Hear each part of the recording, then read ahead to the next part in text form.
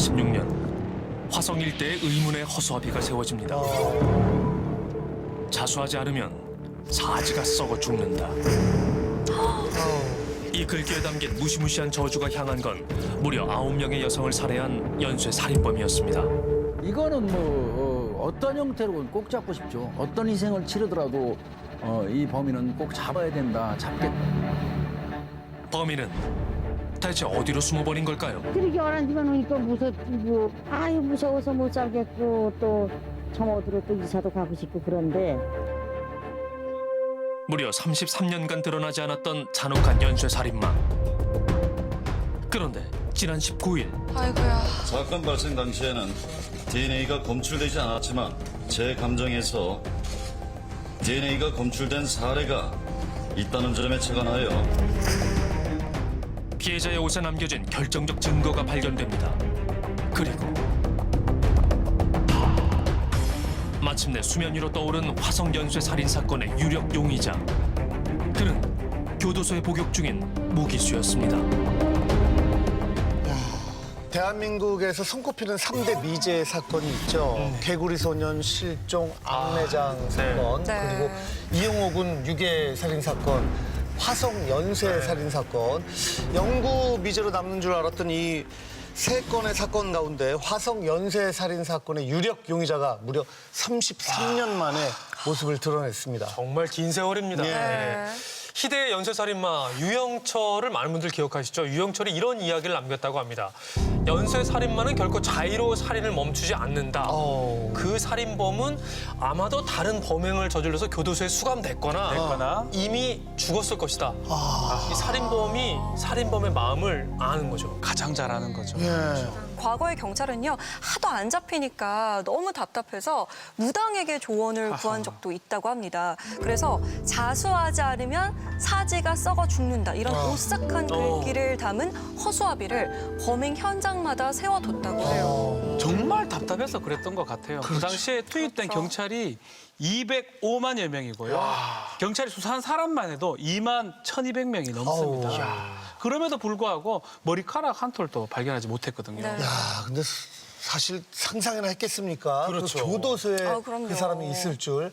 네, 이른바 청주 처제살인 사건이라는 잔혹한 범죄를 저지른 무기수. 그가 바로 이춘재인데요. 청주 처제살인 사건의 범죄자가 어떻게 화성 연쇄살인 사건의 유력한 용의자로 떠오르게 된 걸까요? 그날은 여느 때와 다를 바 없었던 평범한 날이었습니다. 여자가 한 남자의 집을 찾아오기 전까진 말입니다. 남자의 집에서 주스 한 잔을 마셨다는 여자. 그런데 다음 날 여자는 남자의 집 인근에서 차디찬 주검으로 발견됐습니다. 이게 당시의 실제 영상입니다. 있는데 시체가 있었다. 그 당시 알았는데 무서워서 이렇게 다 보거나 그러진 않았지. 집에서 끌어다가 2층에서 끌어다가 거기다 버리는 거. 그런데 애들이 봤다더라고. 갓바로 이렇게 덮어놨다더라고. 그런데 애들이 발이 보인다고. 발 있는 데 쪽으로 둬요. 그렇지. 거기다 덮는 겨. 그걸로 덮는 거죠. 그러면 피자국들. 야, 세상에. 명백한 타살. 여기 이렇게 쌓여있는 거지, 이렇게. 그렇지. 피가 마르진 않았네. 그 움직였다는 얘기인가, 그치? 거기다 놔봐. 불과 20살 나이. 그녀는 참혹하게 살해돼 차디찬 콘크리트 바닥에 버려졌습니다. 벌써 25년이 지났지만 이 사건을 또렷이 기억하고 있다는 담당 수사관. 그런데 이게 나는 우발 범죄가 아니라 계획 범죄다 이렇게 생각하는 거예요. 이 씨가 그 습관이 뭐냐면은 델몬트 한 잔을 따라 먹고 손을 씻고 조카야 일로 와라. 이게 습관이야. 남자아이에 치밀하게 계획된 살인이었다는 겁니다. 대체 두 사람은 어떤 관계였을까요? 그 비나집에 누가 저기를 살해했잖아. 이건 처제던데 19살. 여긴 처제야, 처제. 처제를 죽였거든, 형부가. 기억도 없었다 그러더라고. 빌리구미도 했었대요. 여자가 먹고 살았다는 것 같더라고. 처제를 살해한 남자. 그는 바로 화성 연쇄 살인 사건의 유력 용의자로 지목된 이춘재였습니다.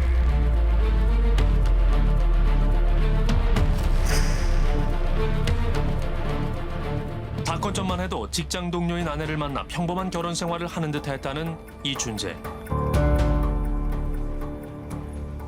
그럼 결혼해서 아이도 있었던 거네요? 처제가 애를 보러 자주 와서 나 이뻐서 시어머니처럼 애기 보러 왔었어. 맨날 후닥후닥 싸우기는 했었는데 자주 왔었나 보더라고. 날이 갈수록 부부의 불화가 심해지면서 아내는 집을 나갔고 얼마 지나지 않아 사건이 벌어졌습니다. 이춘재가 처제 나 화성으로 내일 모레 이사 가는데 처제가 빵 좋아하는데 빵틀 기계하고 이 자리가 있으니까 그 처제 줄 테니까 처제가 빵 좋아하니까 갖고 가. 온갖 핑계로 자신의 처제를 집으로 유인한 이춘재. 약국 가서 약 수면제. 수면제를 계속 있는 걸 봤는데 이제 수면제 가루를 빠서 걷다 이렇게 투여를 했어요. 근데 델몬트는 색이 안 변하는 거야. 설마 오렌지 주스 속에 수십 알의 수면제가 들어있을 거라고 누가 상상이나 했을까요? 이춘재는 그날 정신을 잃은 처제를 성폭행합니다. 그리고 깨어나서 반항하는 처제를 잔혹하게 살해했습니다.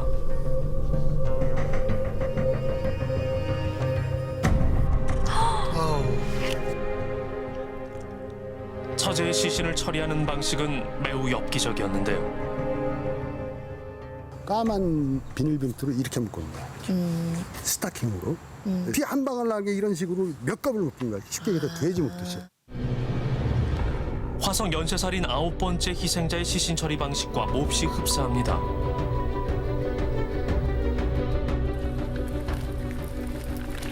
이춘재는 자신의 아이가 타던 유모차를 이용해 처제의 시신을 옮긴 후 인근 주차장에 유기했는데요.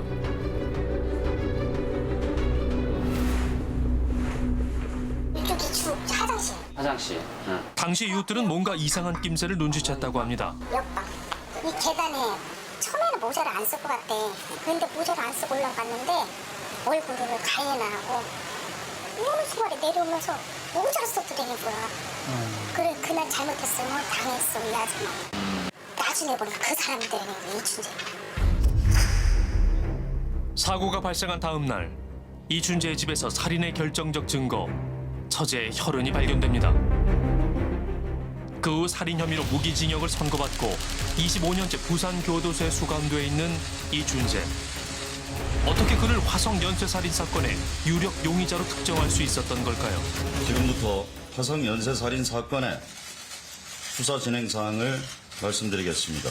현재까지 3건의 현장 증거물에서 검출된 DNA와 일치하는 대상자가 있다는 통보를 받고 수사 중에 있습니다. 오랜 시간 미스터리로 남았던 화성 연쇄살인 사건. 희대의 살인마를 잡을 단서는 5차, 7차, 9차 희생자의 유류품에서 발견됐습니다. 여고생입니다. 그건 내가 직접 이제 가서 확인해 봤기 때문에 5차도 그렇고 7차 사건도 그렇고 모두 범인이 범행을 하고 옷을 입혀놨어요. 입혀놨다든가 또는 일부는 벗겨놓고. 세 차례 범행에서 살인범은 동일한 행동을 했습니다. 1987년 1월 버스에서 내려 귀가 중 살해당한 5차 사건 피해자 홍모양. 이듬해 9월 농수로에서 블라우스로 양손이 묶인 채 살해당한 7차 사건 피해자 50대 안모주부. 그리고 9차 사건 피해자 김모양까지 범인은 이들을 성폭행하고 살인한 후 다시 옷을 입혔는데요. 피해자의 옷이라든가 피해자의 유류품 가운데서 범인이 무의식적으로 이렇게 남겼을 예를 들자면 타액이라든가 또는 정액 모든 자료를 수집해서 국과수에다가 이제 자료를 보낸 거죠. 범인이 현장에 남긴 유일한 증거 약 2cm가량의 피해자의 옷 조각. 바로 여기에서 이춘재의 DNA가 검출된 겁니다. 그 유력한 용의자가 처제를 살해한 살인범 이춘재란 사실은 모두를 큰 충격에 빠뜨렸습니다. 화성 사건의 용의자군에 포함되지 않았던 사람이에요. 결국은 그 사람이 용의자군에 들지도 않았다는 얘기는 경찰 205만 명이 동원됐는데 우리를 농락한 거 아니에요. 농락당한 거죠. 세월이 오랜 기간 흘렀는데도 너무 끔찍하고 소름 돋네요. 예. 그렇죠. 근데 만약에 이춘재가 청주 그 처제 살인 사건을 저지르지 않았다면은 화성 연쇄 살인 사건 용의자를 이렇게 추정할 수 없었다는 점이 참 아이러니하네요. 네, 맞습니다. 예. 이 법이 2010년도에 DNA 신원 확인 정보 보호 및 이용에 관한 법률이 제정되면서 네. 미제 사건 DNA하고 현재 뭐 성범죄 DNA하고 보관해서 비교를 할 수 있도록 돼 있습니다. 만약에 10년 전에 이렇게 법 제정되면서 비교를 했다 그러면 좀 빨리 용의자로 추정할 수 있었을 건데 그 부분은 좀 아쉽다고 해야 될 것 같습니다. 만약에 이춘재가 진범이라면 그는 불과 23세의 나이부터 살인을 시작한 셈인데요. 피해 여성의 나이는 14세부터 71세였습니다. 대체 그는 어떤 인물이었길래 이런 잔혹한 범죄를 저지를 수 있었던 걸까요? 33년간 희뿌연 안개 속에 가려져 있던 연쇄 살인범의 얼굴. 그리고 마침내 유력한 용의자로 세상에 얼굴을 내민 이춘재. 근데 몽타주랑 너무 비슷한데. 그 무렵의 사진이니까 거의 다 닮았네요. 예. 하지만 그의 과거는 여전히 베일에 가려져 있습니다.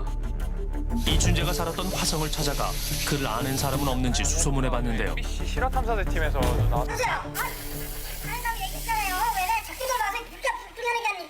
이춘재 씨에 대해서 좀 아시는 거 몰라요. 모르니까요. 아유, 나 그 얘기 좀 그만 나왔으면 좋겠어. 자꾸 떠올리게 해가지고 뭐 이렇게 좋은 거라고. 끔찍했던 과거의 기억을 떠올리고 싶지 않다는 주민들. 33년 전 그날 이후 한시도 마음 편할 날이 없었답니다. 33년 전부터 악몽이 시작된 거죠. 과거 6년에 걸쳐 발생한 연쇄살인 사건으로 인해 화성은 온갖 고초를 겪어야 했는데요. 아, 지금 자녀분 저 마중 나왔던 모양이죠? 네. 마을이 어디세요? 아, 예요? 네. 학생은 어디서 오는 길인가요? 학교에서. 어디 학교요? 네. 시골에 갔다 오는 거죠. 하루도 편할 날이 없겠습니다. 그렇죠. 3년, 4년 댕겨야지. 계속 댕겨야 돼요. 걱정돼서 네. 나오셨군요. 오늘 집에 학교에서 늦게 끝나왔고요. 저기 들어가기 무서워서 부모님 보고 나오라 그랬는데요. 누가 나오시기로 했는가요? 아빠가요. 밤이면 밤마다 다니기가 무서웠을 것 같아요. 그때는. 뭐 가로등도 없고. 그렇죠. 가로등조차 드문 캄캄한 밤길은 모두에게 공포 그 자체였답니다. 우리 애들 동창들 둘이나 죽었는데 여러 사람 결혼하면 죽이는 게 살고 싶을 뿌려야지 그리고 많이 사람을 죽였는데. 주민들이 힘든 삶을 버텨내는 동안 유력 용의자인 이춘재는 교도소에서 복역 중이었는데요. 정말 성실하고 치는 사람이 진짜 여기 들어왔나 싶어서 참 좋았었어요. 간장을 아무리 시키는 게 아니라 교도관들도 사람이 인품이라든지 또 교도소에서 그 관계라든지 이런 다 점수를 매겨서 거기에서 간장을 선정하기 때문에 교도 생활은 잘했다고 봐야 되지 않겠나 생각이 듭니다. 어렵게 만난 그의 지인들로부터 그에 대한 이야기를 들어봤습니다. 1, 2년 선배에 보내면 안 돼. 그 친구가 또 조용한 친구가 돼놔서 혼자 있기 좋아하고 전부 다 깜짝 놀랐다는 거예요. 그런 인물이라는 걸 전혀 예상치 못했다는 거예요. 요만하지. 할머니 안녕하세요. 안녕하세요. 이러고 다녔는데. 인사성이 밝았어요? 밝았지 그럼 싹싹 마음도 착하고. 그러시구나. 근데 어찌다 그렇게 실수를 했지. 이춘재 씨 젊었을 때 뭐 했어요? 기사, 소래차. 주민들이 잘 아는 사이였나 봐요. 기억을 다 하네요. 가난한 형편이었지만 몹시 밝았다는 이춘재. 누구보다 착하고 예의 바른 청년이었답니다. 평소 어머니의 일을 잘 돕는 효자이기도 했다는데요. 그런데 어쩌다가. 어머니는 다리가 부러져 병원에 입원하고 있어. 이춘재 어머니 병원에 계세요? 연락을 건넸거나 지금 쏟아버리고. 그런데 이야기를 하는 도중 몹시 힘들어하는 할머니. 대체 무슨 이유일까요? 집안분이셔? 걔가 쟤도 마음대로 착한 애를 왜 이렇게 오래 가서 애나줘 그런 일 없어요. 이춘재가 화성 연쇄 살인 사건의 유력 용의자란 사실을 알게 된 후 가족들 역시 큰 충격에 휩싸였답니다. 우리는 그의 어머니가 입원해 있다는 한 병원을 찾아가 봤습니다. 계세요? 한눈에 봐도 이춘재와 꼭 닮은 외모. 분명 그의 어머니였습니다. 친엄마죠? 예. MBC 시각탐사 대표에서 나온 김승현 PD라고 합니다. 조심스럽게 그녀와 얘기를 나눠봤습니다. 넘어지셨구나. 최근에 말씀 나눠보신 적 있으세요, 아드님이랑? 작년에 그 가서 음식 차려서 가면 위에는 부서지고 현지가서 거의 잘 깔아놨어요. 그래서 다달이 영치금 보냈죠. 주달에 영치금 어머님 처음 연애 갔을 때 뭐라고 하시던가요? 아유 수도 오래돼서 15년이 넘었어요. 뭐 억울하다든가 아니면 죄송하다든가 그렇게 안 했어요? 나 얘기를 안 했으니까 엄마 힘들고 해서 엄마 그러니까 엄마한테 얘기를 했죠. 그때 충격 많이 받았지. 충격 많이 받아가지고 너무 신경을 써가지고 병이 걸린 것 같아요. 62살에 감기와관여 갖고 62살에 하늘나라 갔어요. 우리 남편이 얼마나 사람이 착한 사람인 줄 알아요. 남한테 얼마나 걸 피해 안 시키고 한 대씩을 사는 할머니나 우리랑 우리 남편이나 우리 가족 우리 시동생들이 뭐고 다 그런데 얘가 이렇게 해버렸어. 진짜면서 정말에 망가를 쓰레기는 뭐고 우리나라 사는 세상이 아닙니다. 아들이 처한 현재의 상황이 도무지 믿기지 않는다는 어머니. 그런데 그 처제 사건 있잖아요. 그거는 내가 지쳐가 가출을 해갖고 순간적으로다가 가슴에 언덕들에 저질지 내려줬어요. 왜 집을 나갔대요? 보험회사 다니다가 바람이 나는 게 있잖아요. 시집 와서도 내가 얘를 딱 보니까 내가 싸가지고 바람 내가 해난 행동 제멋대로 숨을 팍 쓰겠다. 내가 키웠어요. 내가 키워서 반듯하게 다 키워놨어요. 얼마나 착해보고 얼마나 인정이 많고 얼마나 세대성도 있고 국제성도 있고 모든 날 알아보고 엄청 착하게 키웠어요. 반듯하게 잘 키워놨어요. 그 뒤로는 왕래가 없었던 건가요? 그러고 나서 집에 나서 포기가 컸어. 휴가 났으니까 2일절 왕래도 없었고. 어린아이를 두고 집을 나가버렸다는 이춘재의 아내. 어머니는 아들이 집 나간 아내에게 분노한 나머지 우발적으로 처제를 살해한 것이라고 주장하는데요. 아이고.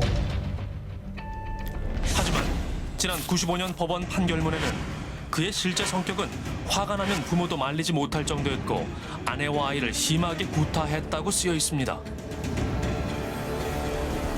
아내를 방에 가두고 심하게 때렸다는 이춘재. 심지어 처가 식구들을 가만히 두지 않겠다며 위협하기까지 했답니다. 그의 이 같은 폭력성은 어떤 이유에서 비롯된 것일까요? 열등감이라 할까?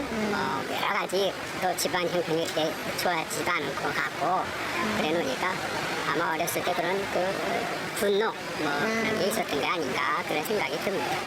그러니까 그때 내가 생각할 적에는 항상 열등의식을 갖고 성장한 사람 어디 직장을 취업하려도 기술은 좋은데 자격증이 없고 아는 사람도 없고 어디 부비될 때도 없고 그러니까 내 얘기는 처에 대한 그 불만을 갖다가 가장 자기를 생각해주는 처제한테 필요하다. 하지만 그의 어머니는 아들이 연쇄살인을 할 정도로 극악무도한 사람은 아니라고 주장합니다. 얘가 뭐 불량하고 뭐 나쁘고 그런 애한테만 못하는데 그래도 내가 알거든요.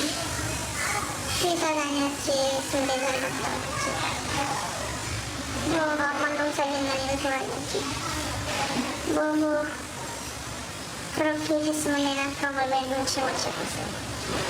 제가 그랬잖아. 사람은 절대 나는 아니라고 그러니까. 나는 절대로 믿어주지 않아. 아들의 결백을 굳게 믿고 있다는 어머니. 이춘재가 처제를 살해한 방식과 화성 연쇄살인의 범행 방식에는 약간의 차이가 있다는데요.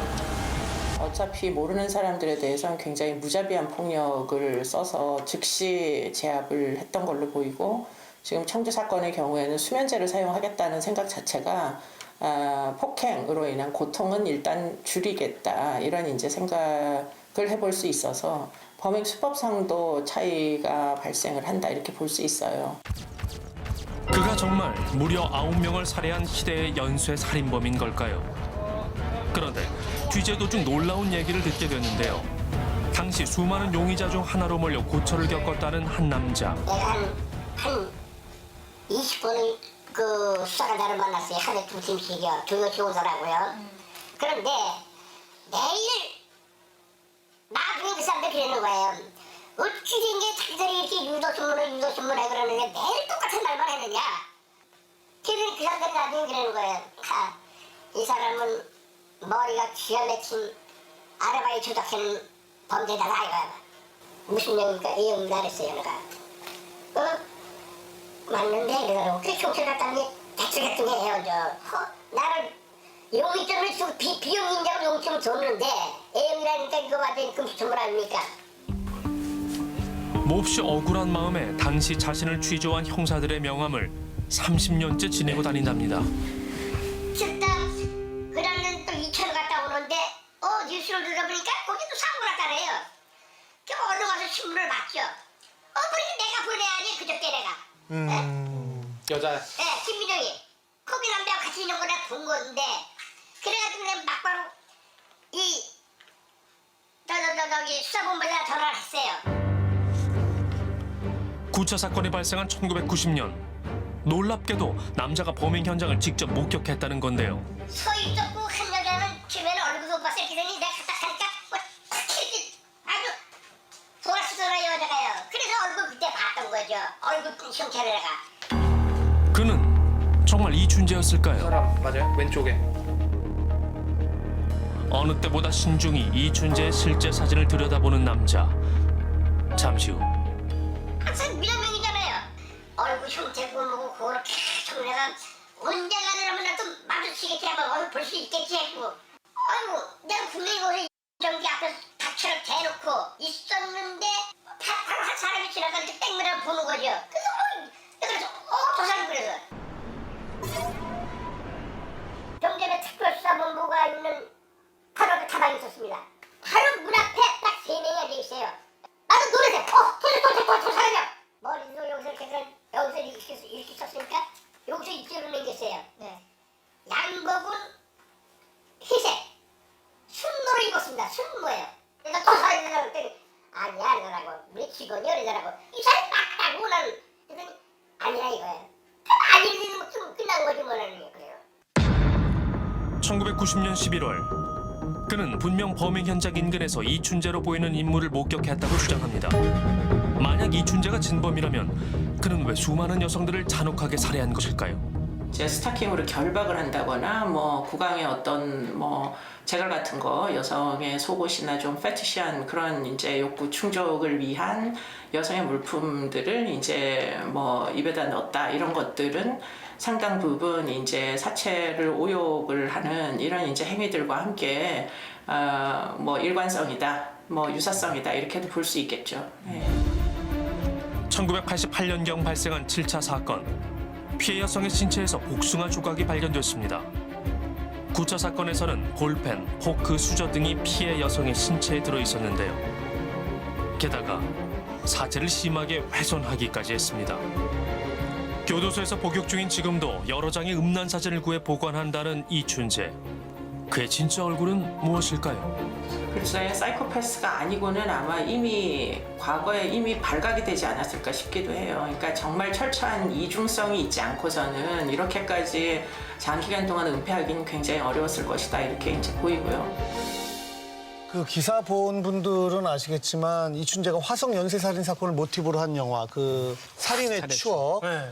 그 영화도 교도소 안에서 봤다고 하는데 네. 야 그걸 보면서 그는 대체 무슨 생각을 했을지 상당히 궁금합니다. 유력한 용의자로 지목된 이후에도 이춘재는 나는 아니다라고 강하게 부정하고 있다면서요. 네. 사실 여러 정황들이 이춘재를 진범으로 지목하고 있습니다만 좀 여러 가지 의문이 남아있는 상황인데요.